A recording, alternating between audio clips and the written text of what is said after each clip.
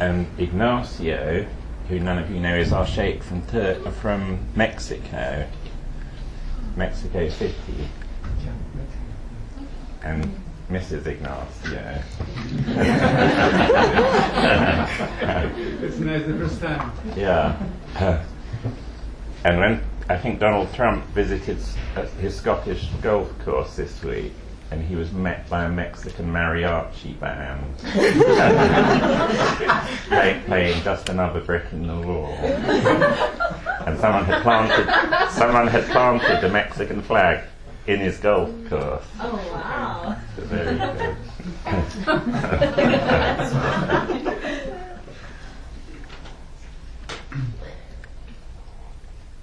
So next Tuesday you've got a turning class, but you haven't got a cosmic dance, because we're going to get Shebi Aris ready, and we can't fully get it ready upstairs because Lambda are still in the building, but we can put out more fairy lights and any decorations we want to, and sort of get the chairs almost in position, and then we can finish it off on Friday afternoon, anyone who's here. And then I'll do at least 2 more cosmic dances if you want them after Christmas, after your Tuesdays, because I'm going to do one on Uspensky's final secret message, which was requested, and I'll do one on dying, which was also requested. But it's not compulsory. If you don't want to come, you don't have to come. But I'll do them anyway. So this one, we've sort of gone over the symbolism of the ceremony, and we've gone over the basic non-dual teaching which lies behind all mystical traditions. And this one I wanted to look at it more from a sort of practical point of view of how it affects your daily life, and how having a non-dual view of yourself and the world makes a difference to your life. And there's one lovely bit from the American mythologist Joseph Campbell, and he was a wonderful man. He had a real sort of light in his eyes, and he was quite famous as a mythologist in America. And he said, you enter the forest at the darkest point where there is no path. Where there's a way or path, it's someone else's path. Each human being is a unique phenomena. The idea is to find your own pathway to bliss. So that really appeals to me, because it's like everyone's dance in life is totally and absolutely unique, and no one knows what's right for you except you yourself from moment to moment. But often in your life you'll get authority figures who say you must do that, or try and push you to do what they're doing, and you can do that for a while, but then eventually you suddenly sort of wake up and realise that you're not playing your own role in the cosmic drama. So it's like each person's life is their particular pathway or their individual course of yoga for realising their true nature. And I did mention before that often life seems to go in stages, and often early on when you find a tarika or a way or a path, you become very sort of diligent and earnest and devoted, and you do hours and hours of practice. And that's what I sort of call the climbing mode, where I used to think if I did lots of dervish turning and I did all the Gurdjieff movements and meditated lots and lots, then you'd sort of get somewhere much quicker. And that's sort of, it is sort of equated with climbing.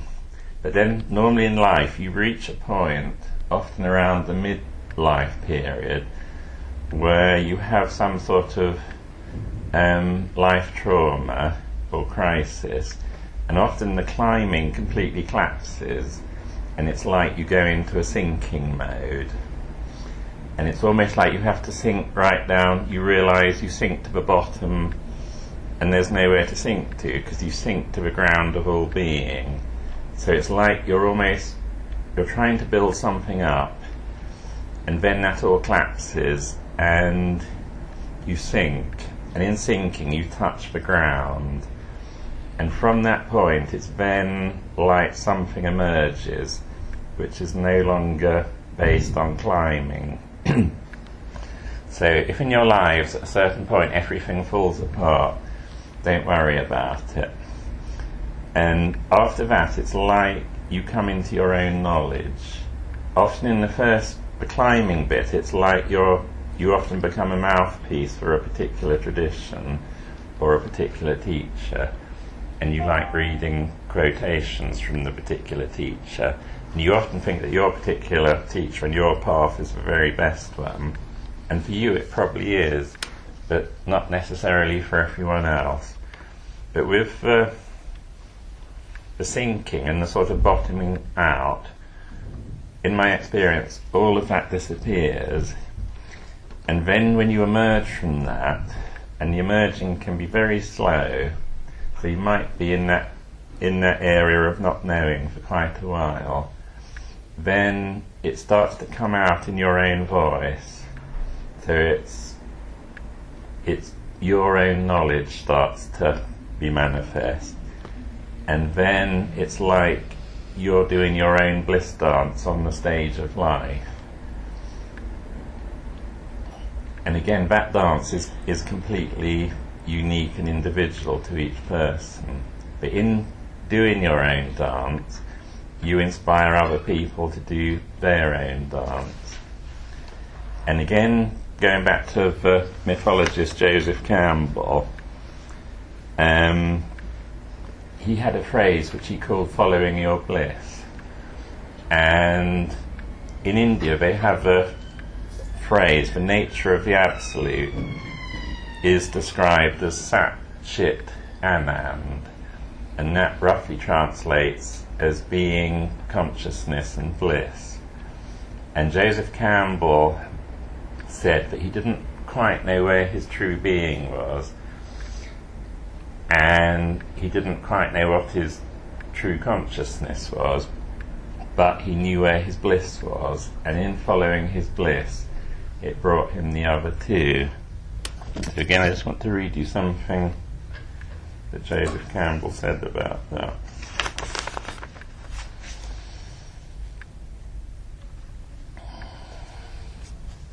So Joseph Campbell said, someone asked him, do you ever have this sense when you are following your bliss, as I have at moments, of being helped by hidden hands?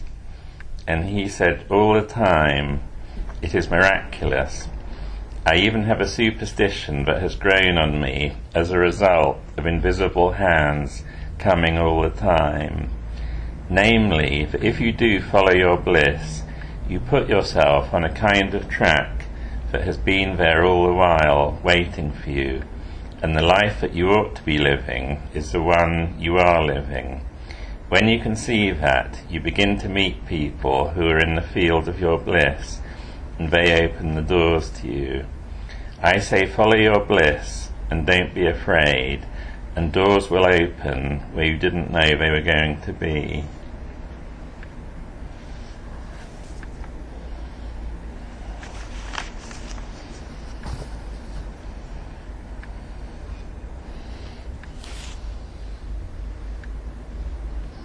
I love that because it's so much my experience. It's like you have, at some level, you have to have the courage to be able to try and earn a living, or whatever it is, at the thing which really illuminates you at a deep level. It must be terrible to do a job you don't like doing.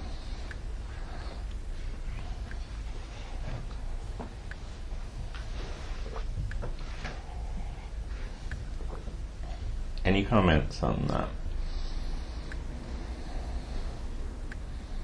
Who doesn't like the job they're doing? I love the job I do. Good. It'll do for now. Do for now, yeah. I feel like it's a transitional job. Yeah. That's what I need to do. it often takes a while to get your True Bliss dance underway, I think. It costs a bit of money to set it up. Yeah. I find the routine of having a day job in order to follow artistic pursuits, more than the job itself, just the routine quite. I do a lot of teaching privately, so Yeah. I really enjoy when I do it, but I feel it wears me out. And I can't wait to stop having to do that. Yeah. But maybe it's because I take a negative approach to it at the moment. Yeah. So you'd like the artistic job to be absolutely full time. Yeah. I get that. Mine's absolutely full time. It's lovely because then you get up in the morning, or sometimes even in the afternoon, and it's like it's like you're playing all day long. There's no difference between play and work. I'm thinking about what I do. I quite like having the stability, having a bit of money. I quite like the idea of doing that job for 1 day a week or 2 days, just so that some basic finances are still taken care of. Yeah. I did try doing running my Bliss a few years back full time, but it's just hard. Yeah. I took the joy out of it as well, like having to make some compromises about music, cause not even for money. Yeah. I took the joy out of it.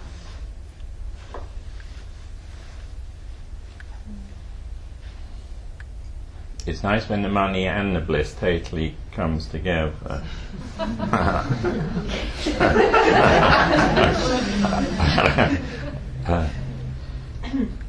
I've only had absolute total bliss work in about the last 4 or 5 years, I think.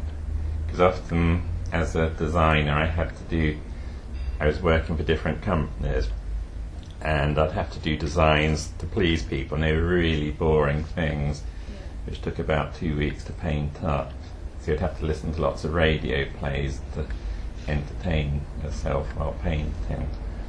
But now, because I compose exactly what I want to do, because I sort of create the collections under my own name, so I can do it's just absolute bliss, sort of drawing these ideas out of nowhere and then suddenly seeing them sort of becoming manifest on a bit of paper, and then getting onto fabric and going all around the world, and then getting the feedback coming back from people.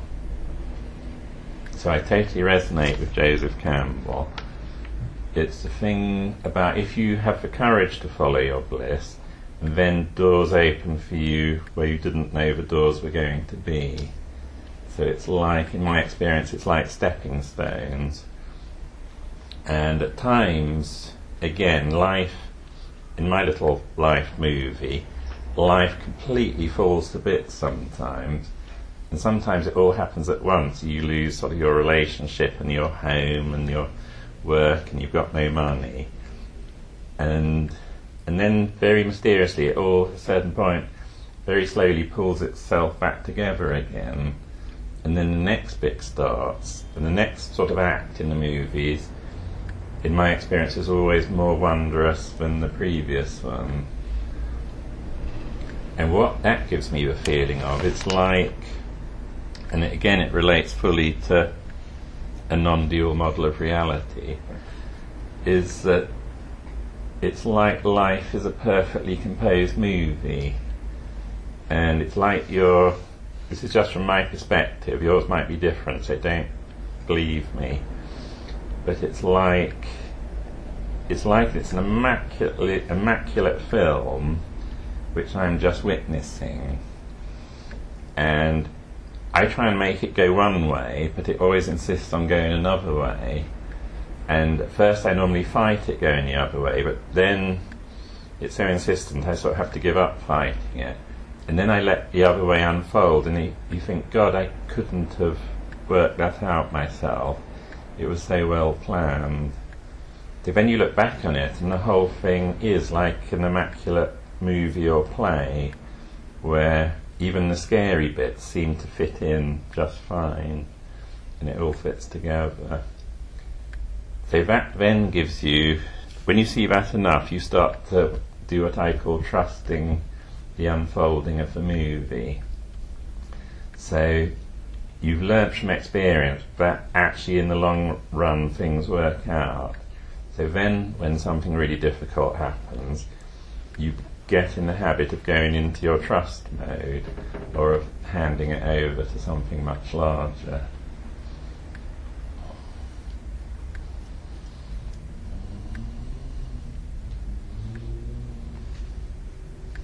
Like surrendering the third salam. The third salam's a perfect illustration of that. How am I going to get through this? It's also a thing of bowing into the ceremony and knowing you're still going to be alive at the end of it, although it might be a bit tough in the middle period.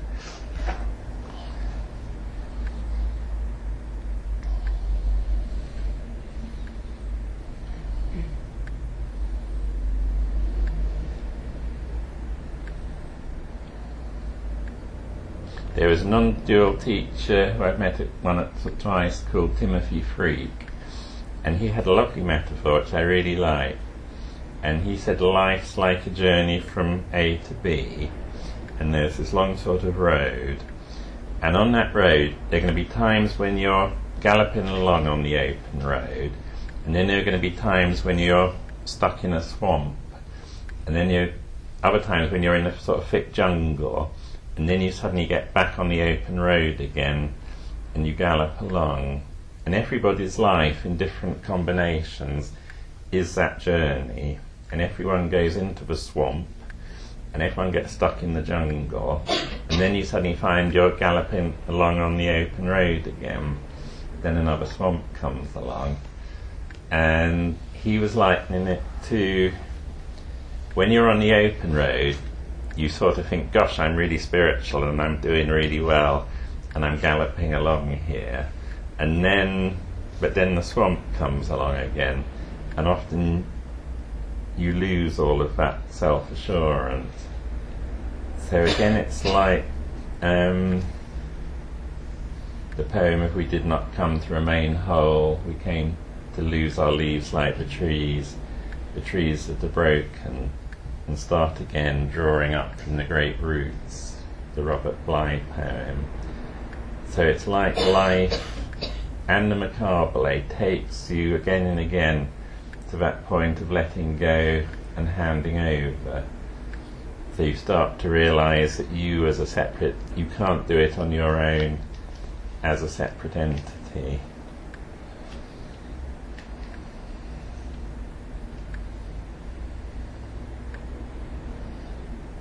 Any more? Question, just Doesn't matter. I've been wondering when we're passing you. Sorry? When we're passing you, when we kiss your hand, or sometimes other times we're passing you, you make a noise. I'm humming. That's only because I don't have to. That's just because I like the music. So it's not a holy sound. It's such lovely music. I want to sing along with it. I thought it might help you if you're having a tough time to hear someone singing. The hum really helps me. Yeah.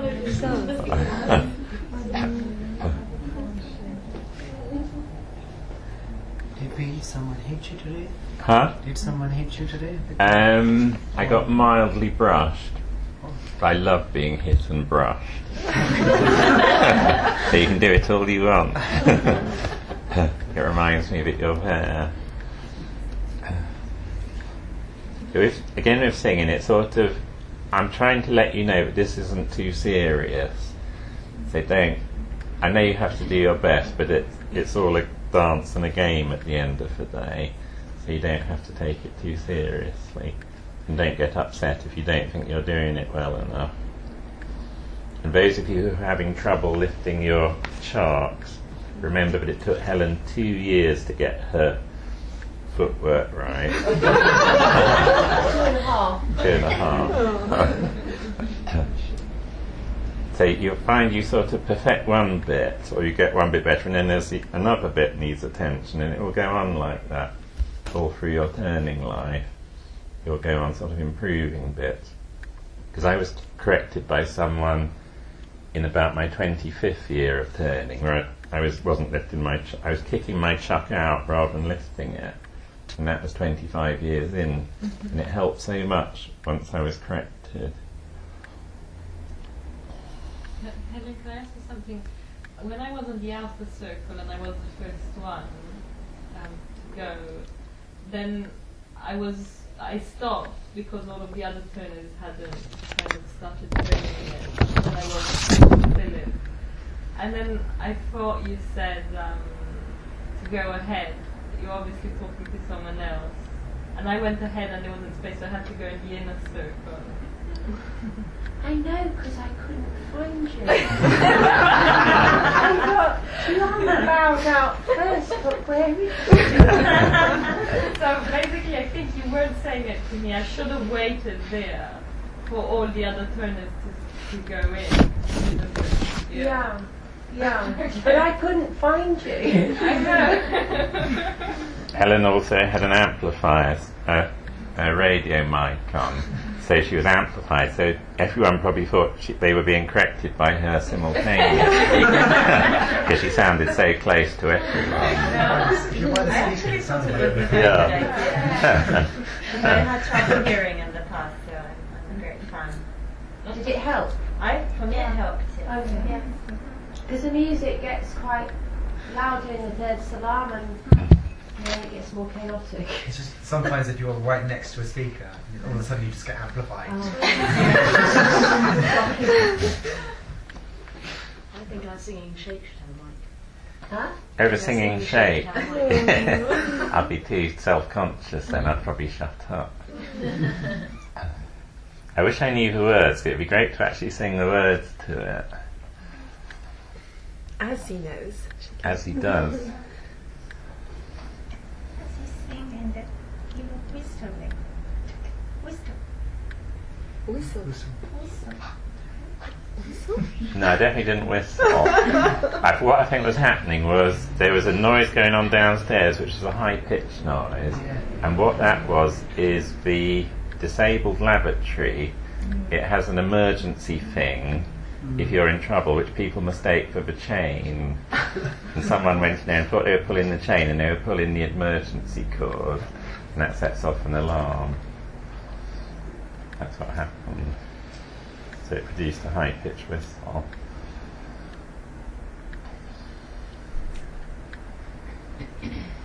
Okay, I've got a great story for you, and this story illustrates the fact that it's a very well-planned movie and how you can trust the unfolding of the movie. There is an old Greek folk tale that illustrates the same process of how difficult it is to judge the events of our lives in isolation without seeing the whole picture. The story tells of a girl called Fatima who was the daughter of a prosperous spinner. One day, while she was travelling near Crete with her father, their ship was wrecked and she was washed up on the shore quite destitute. She was eventually found by a family of cloth makers who took her into their home and taught her their craft, and she became quite happy with her lot. One day, however, when she was on the seashore, she was kidnapped by a band of slave traders and sold into slavery in Istanbul. Her world had collapsed for a second time. She was bought by a man who made masts for ships. She worked hard for him and learned the art of making masts, and so Fatima became happy in her third career. One day she had to go with a cargo of ship's masts to Java, but the ship was wrecked by a hurricane off the coast of China, where Fatima was washed ashore. Once again her world had collapsed, and she cursed her fate, wondering why all these unfortunate things happened to her. Now it so happened that there was a legend in China that one day a woman would arrive who would be able to make a tent for the emperor, as nobody in China could make tents. When Fatima was washed ashore, it was the time when heralds travelled around China to see if any strangers had arrived who could make a tent. So Fatima was taken before the emperor. "Can you make a tent?" he asked her. "I think so," she said. She asked for rope, but there was none. Remembering her time as a spinner, she made rope from flax. She asked for stout cloth, but there was none. Remembering her time as a cloth maker, she was able to make stout tent cloth. Then she needed tent poles, but there were none in China. So remembering her time as a maker of ships' masts, she made tent poles, and remembering all the tents she had seen on her travels, she made a tent. The emperor was so pleased that he offered Fatima the fulfillment of any wish. She chose to stay in China, where she married a handsome prince and lived in happiness till the end of her days. Thus Fatima realized that what appeared to be ill fortune was actually a necessary stage in finding her true happiness.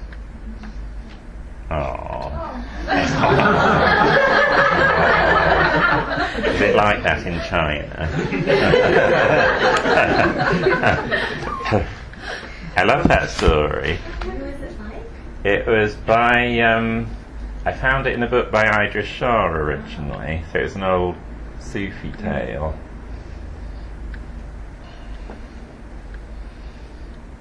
But it's my experience again that all you sort of in your life journey, it's like an immaculate jigsaw, but you can't see how it all fits together till you see it from a greater vantage point. So when you're on the journey of life, things happen and you think, that's terrible, that never should have happened, I never wanted that to happen. And there's years later you suddenly see how that led to that, which led to that, which led to that. And it all sort of interlocks into one amazing whole. So again, you begin to get this thing, this sort of deep trust. And in the Indian Vedic tradition, they call that deep trust has a name. It's called Shraddha, and it's faith in the absolute, which is based on direct knowledge or experience. So it's not faith because someone's told you something is so. It's faith because you've actually witnessed and experienced it. So it's like when you go to bed at night, you know that morning's going to happen about sort of 8 hours later because it always has done. So you don't have any doubts that morning's going to come. So, and that's exactly the same as Shraddha. It's having a complete trust in the unfolding of the cosmic movie based on direct experience.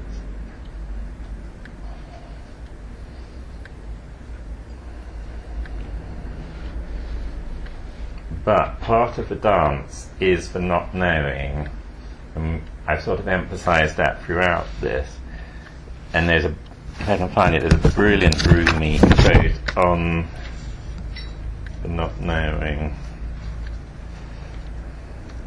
Because if we all knew that we were the one mind, here it is, there'd be no dance.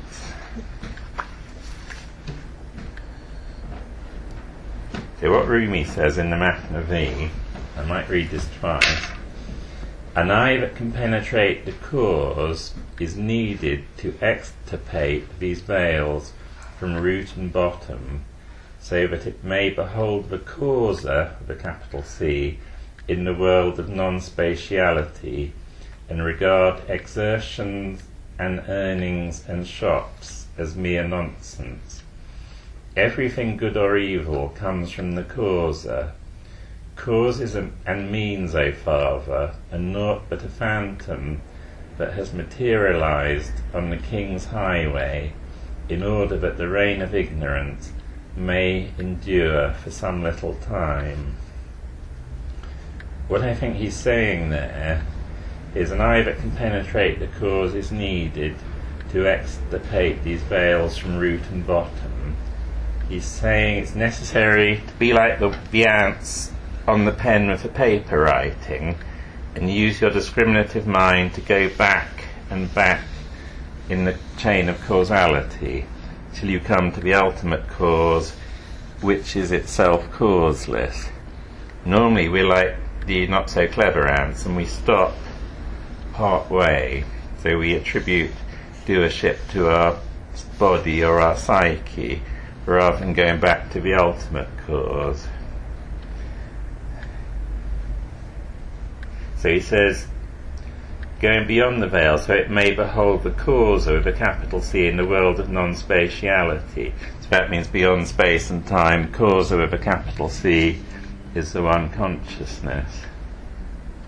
And regard exertion, earnings and shops, that means your own apparent sense of doership, as mere nonsense. Everything good or evil comes from the causer, capital C. So everything is the unfolding of the one mind. Causes and means, O Father, are naught but a phantom. So that means the sense of you being the ultimate doer is an illusion that has materialized on the King's Highway. The King's Highway is like your journey through life, in order that the reign of ignorance may endure for some little time.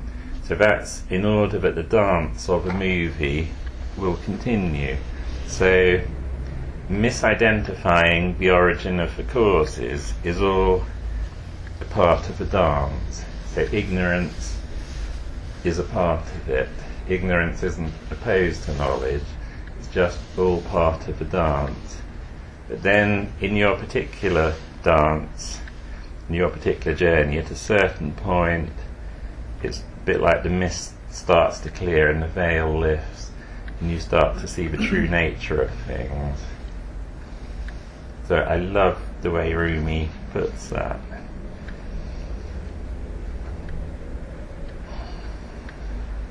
But it's quite a lot to swallow. I'm not asking you to swallow it. I'm just telling you how I found it.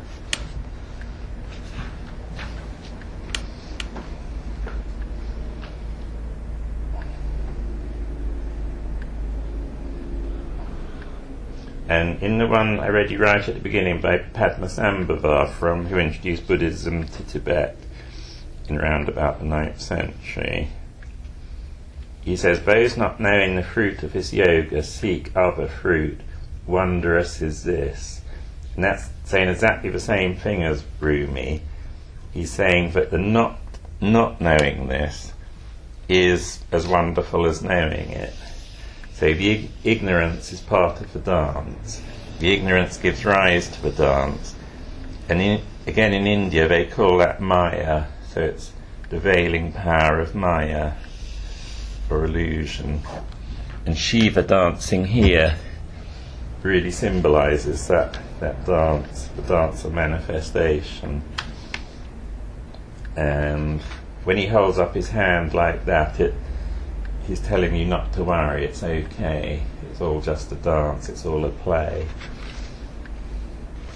And when he lifts his leg like that, that's where you shelter underneath his leg, so that's like surrendering to the process and giving over.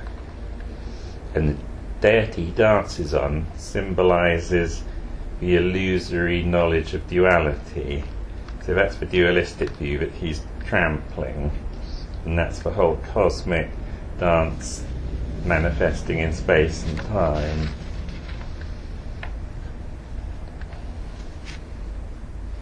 And it's a fire, there are fire around it, fiery bits, because that has the same symbolism as the Makabale. Shiva dances in the burning ghat, where in India is the place where corpses are incinerated.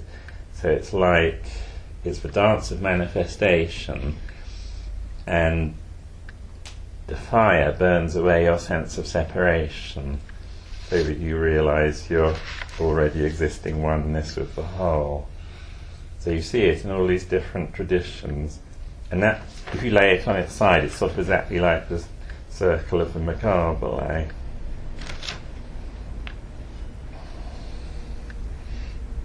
So Mr. Uspensky famously said that all knowledge is contained in the vein of a leaf. So wherever you look, you see the same, everything is sort of shouting it at you, the same knowledge. before in the Quran where you turn, his face is there.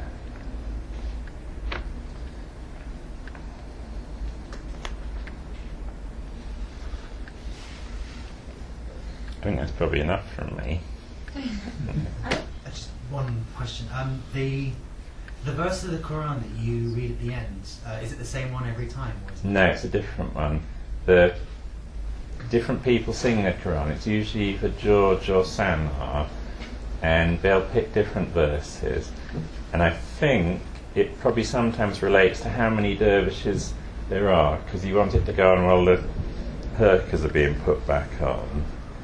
So sometimes there's only a few of us turning, so you might have a shorter verse.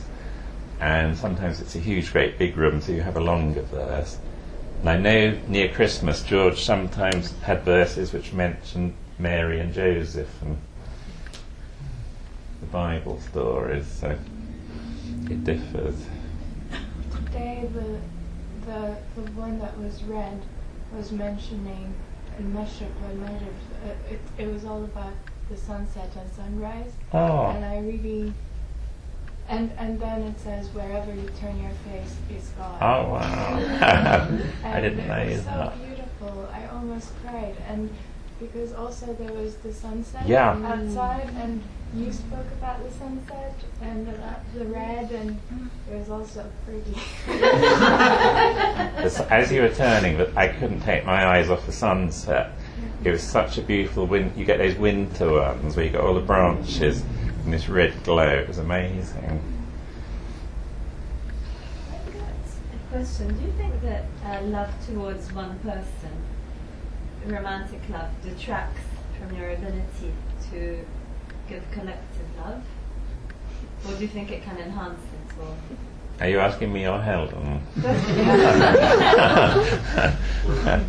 I think it enhances that. We discussed that thing where the sort of 4 levels of love and attraction, and how physical level you really fancy someone, and you say 4, and subtle level you start talking to the person, you find you've got stuff in common, so you have a sort of love at that level. But then on the movie of life, you often have a particular role to play with someone, and you may not meet that person till late in life. It's not guaranteed you're going to meet them in your 20s. And then there's that whole thing about looking across the skin into someone, and you're seeing the beloved looking back at you. And my experience of people in love is they become very expansive. And when I see people in a relationship who are very closed, I always think that's not going to last very long, because it's almost pulling them out of life. Whereas when people are really in love, it's like the love spreads outward somehow. It's not exclusive, it's inclusive. So my answer is very strong romantic love for someone helps you with the divine love, because it's all the same thing at the end of the day. And when you're the fruit of the macabre, apart from profound stillness, is like being in love, but you're in love with everything. So it's like this great love just flows through you into everything. But romantic love, I think, is a great route to the big love. Do you want to comment? No, I would agree with that.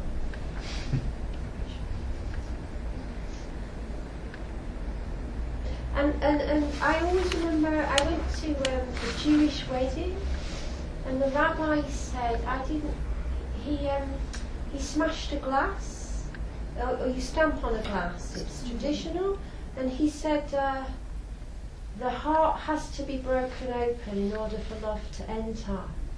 And that, I remembered that, because I actually think that happens in a turning training. What happens in the burning process also is the heart breaks open and love enters. And when I finished my turning training, I felt like I'd fallen in love with everything. and then I fell in love.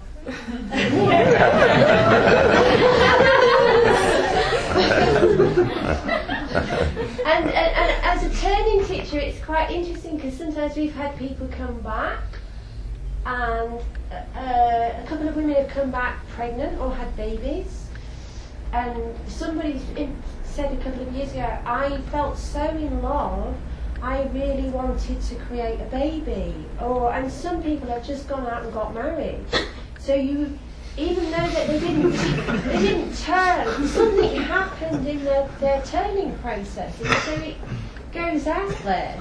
There's one fantastic story where there's this. I was asked to do some film for something called Conscious TV. Yes. And I did 2 on my own, and then they wanted me to bring a group of dervishes along. So I got Helen and another lady, and we did the interview and the talk and the programme on the dervishes. And later on, the other lady came to me very upset because she said, I wish I hadn't done that because I think it's spoiling my chance of getting a job. Because whenever I go for an interview, they say, oh, you're great, but we'll just check your CVs, and they Google her. And she said, all you see when you Google me is me being a whirling dervish and doing this talk. I listened to it again, and what she said was so lovely. I said, no, it can't possibly be that. It's because it's not your job. It's when your real job comes, nothing will get in the way of it. What you say on that interview is so lovely that it'll just put off people who aren't right for you, and your true one will be there. And then what happened, almost within weeks of that conversation, is a man over in Holland saw the film and fell instantly in love with her.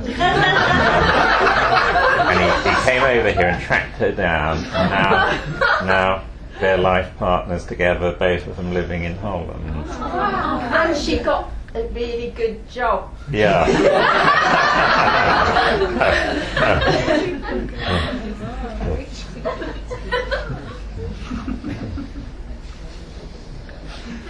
So you can trust it.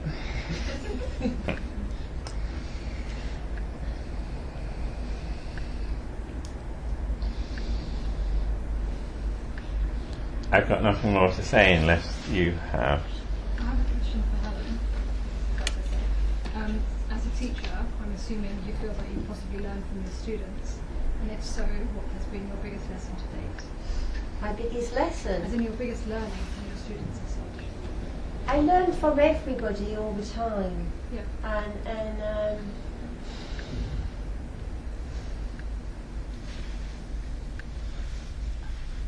I guess I started teaching turning in 2004, so I think this is about my 12th training. Never underestimate the power of it.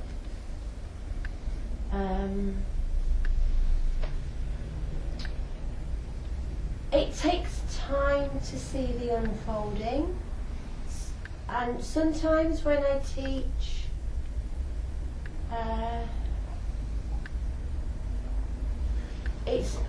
Helen has to get out the way. That's what I learn is Helen's not really there. Something has to come. So sometimes I actually don't know why I do or say something. I just do it, and it comes out as it comes out. It's really in the moment. And what I really, really, really trust this process.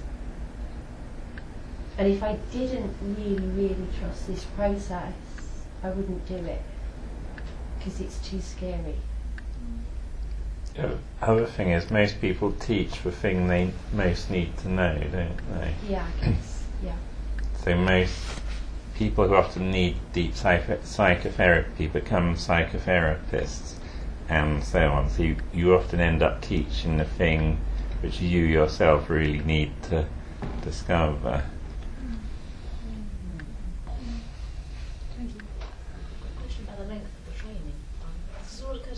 short? Is it deliberately so? Is it you told us to be X amount of weeks? We want more. Well, we just extended it. Your training's for sort of basic bit. So that's, you're sort of learning the basic technique, basic ceremony. Then the real solidifying of the technique comes afterwards in the practices and the ceremony, which is why it said you can't call yourself a dervish till you've done it for 7 years. So that's like, but then it's a lifetime. If it becomes your lifetime practice, with my 25-year thing, it goes on refining itself. In Turkey, it was sort of modified. So Mr. Rezawi only had a month's holiday when he came over in '63, and he did it 6 mornings a week. So he sort of modified it so it could be taught completely in that time scale. I think in Turkey, that kiddie did it for 2 years, his training was 3 years. So with us, we'll get you've got all the basics, you've got the ceremony by the end, but the refining, you're going to have to, it's not compulsory then, so it has to be something in you's got to make you want to keep coming in, or you lose it. So it does, the training continues. And also the party continues, but a number of you will drop away, I guarantee it, but the party will continue. Because by the end of your training, you'll actually, when you have your graduation ceremony, you'll feel a sense of bereavement, because something very intense is suddenly over. It's not over if you keep practicing and keep learning. But that, again, is, we all have different life paths, and some people's lives quite rapidly will suddenly take you off somewhere else, and a new job will appear even more blissful than your present one, or something. Or a man will come over from Holland. Or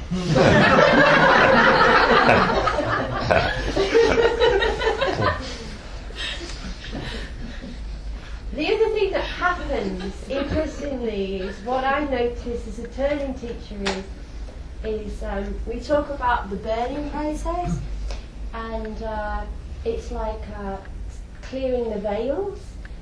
And people often, you start to look younger, and you start to look more beautiful. And I think other people really pick up on that very strongly, and they will think, wow, I'd like some of that. So you become more magnetic. But I often see people, I've seen some people like have years drop off them. And you glow, you have the glow, and that's attractive.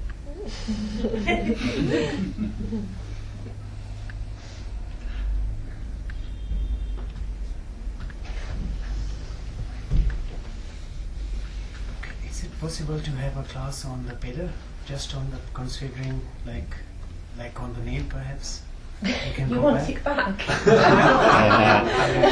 Well, I'm sure the rest of them don't, so probably just without nail, just on the pillar. A class on the stationary class, like when you on one place, just on the pillar, and we do that in practice. You can do that in practice. But with you guys, I actually spent a summer working with some of you. Some of you regularly came in the summer, so I didn't keep you on the nails so long. Because some of you really committed over this, because it was made a big difference, and I will do that with another group longer, and you will always be welcome to join. Oh, that's good.